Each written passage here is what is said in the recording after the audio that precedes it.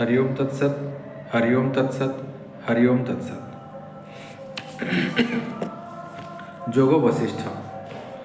जोग वशिष्ठ ହେଉଛି ଭାରତୀୟ ଆଧ୍ୟାତ୍ମିକ ପରମ୍ପରାର ଏକ ଅତି ଗୁରୁତ୍ୱପୂର୍ଣ୍ଣ ଏବଂ ପବିତ୍ର ଗ୍ରନ୍ଥ। ଏହାକୁ ଯୋଗ ବଶିଷ୍ଠ ରାମାୟଣ କିମ୍ବା ମହାରାମାୟଣ ମଧ୍ୟ କୁହାଯାଏ। ଏହି ଗ୍ରନ୍ଥ ବିଷୟରେ କିଛି ମୁଖ୍ୟ ତଥ୍ୟ ନିମ୍ନରେ ଦିଆଗଲା। କଥାବସ୍ତୁ: ଏହି ଗ୍ରନ୍ଥରେ ମହର୍ଷି ବଶିଷ୍ଠ ଏବଂ ପ୍ରଭୁ ଶ୍ରୀରାମଙ୍କ ମଧ୍ୟରେ ହୋଇଥିବା ଆଧ୍ୟାତ୍ମିକ ଆଲୋଚନା ବର୍ଣ୍ଣିତ। ଯୁବ ଅବସ୍ଥାରେ ଶ୍ରୀରାମଙ୍କ ମନରେ ସଂସାରର ନଶ୍ୱରତାକୁ ନେଇ ବୈରାଗ୍ୟ ଭାବ ଆସିଥିଲା। ସେହି ସମୟରେ ମହର୍ଷି ବଶିଷ୍ଠ ତାଙ୍କୁ ଜ୍ଞାନ ଓ ମୁକ୍ତିର ମାର୍ଗ ଦେଖାଇଥିଲେ। ଦର୍ଶନ: ଏହା ମୁଖ୍ୟତଃ ଅଦ୍ୱୈତ ବେଦାନ୍ତ ଦର୍ଶନ ଉପରେ ଆଧାରିତ।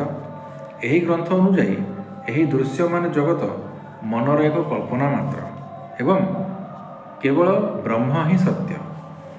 ଭାବ ବା ପ୍ରକରଣ: ଯୋଗ ବଶିଷ୍ଠ 6ଟି ମୁଖ୍ୟ ଭାଗ ବା ପ୍ରକରଣରେ ବିଭକ୍ତ। 1.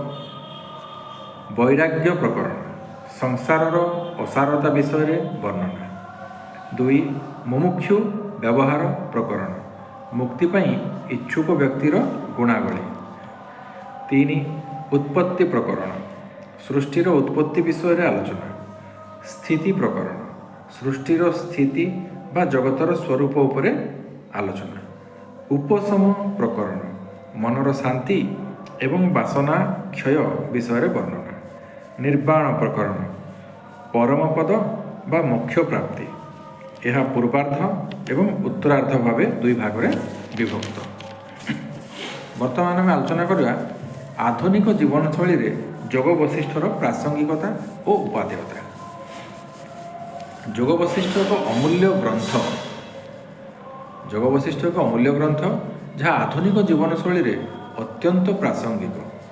ଏହାର ମହତ୍ତ୍ୱ କେତୋଟି ବିନ୍ଦୁ ମାଧ୍ୟମରେ ବୁଝାଯାଇପାରେ। ମାନସିକ ଶାନ୍ତି ଏବଂ ଚାପ ମୁକ୍ତି। ଆଜିର ବ୍ୟସ୍ତବହୁଳ ଜୀବନରେ ମାନସିକ ଚାପ ଏକ ବଡ଼ ସମସ୍ୟା।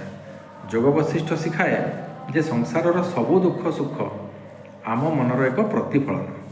ମନକୁ ନିୟନ୍ତ୍ରଣ କରି କିପରି ସ୍ଥିତପ୍ରଜ୍ଞ ରହିବାକୁ ହୁଏ ତାହା ଏହି ଗ୍ରନ୍ଥର ମୁଖ୍ୟ ଶିକ୍ଷା। ଦ୍ୱିତୀୟ ବିନ୍ଦୁରେ ଆସିବା। ପ୍ରଥମ ବିନ୍ଦୁ ହେଲା ମାନସିକ ଶାନ୍ତି ଏବଂ ଚାପ ମୁକ୍ତି। ଦ୍ୱିତୀୟ ବିନ୍ଦୁ ହେଲା ଦୃଷ୍ଟିକୋଣରେ ପରିବର୍ତ୍ତନ। ଏହି ଗ୍ରନ୍ଥ ଅନୁସାରେ ଜଗତ ଯେମିତି ଆମେ ତାକୁ ସେମିତି ଦେଖୁନାହୁଁ, ବରଂ ଆମେ ଯେମିତି ଜଗତ ଆମକୁ ସେମିତି ଦେଖାଯାଏ।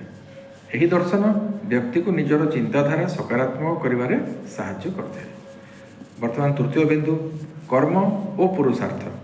ଅନେକ ସମୟରେ ଲୋକମାନେ ଭାଗ୍ୟ ଉପରେ ନିର୍ଭର କରି ନିଷ୍କ୍ରିୟ ହୋଇଯାଆନ୍ତି,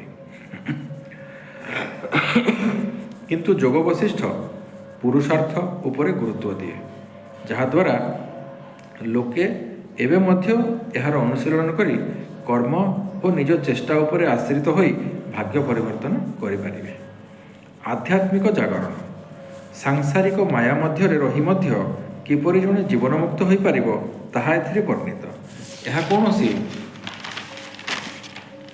ଧର୍ମ ନୁହେଁ, ବରଂ ଜୀବନ ବଞ୍ଚିବାର ଏକ ବୈଜ୍ଞାନିକ ଏବଂ ଦାର୍ଶନିକ ମାର୍ଗ ଦେଖାଇଥାଏ। ବିଚାର ଶକ୍ତିର ବିକାଶ: ଯୋଗ ବଶିଷ୍ଠ ପାଠକକୁ ପ୍ରଶ୍ନ ପଚାରିବାକୁ ଓ ବିବେକ ବ୍ୟବହାର କରିବାକୁ ପ୍ରେରଣା ଦିଏ। ଏହା ଅନ୍ଧବିଶ୍ୱାସ ଠାରୁ ଦୂରେଇ ରହି ଯୁକ୍ତିଯୁକ୍ତ ଚିନ୍ତାଧାରା ଗ୍ରହଣ କରିବାରେ ସାହାଯ୍ୟ କରେ। ସଂକ୍ଷେପରେ କହିଲେ ଆଧୁନିକ ଯୁଗର ଦ୍ୱନ୍ଦ୍ୱ ଓ ସଂଘର୍ଷରୁ ମୁକ୍ତି ପାଇଁ ଯୋଗ ବଶିଷ୍ଠ ଏକ ମାର୍ଗଦର୍ଶିକା ସଦୃଶ। ହରି ଓମ୍ ତତ୍ସତ୍ ହରି ଓମ୍ ତତ୍ସତ୍ ହରି ଓମ୍ ତତ୍ସତ୍।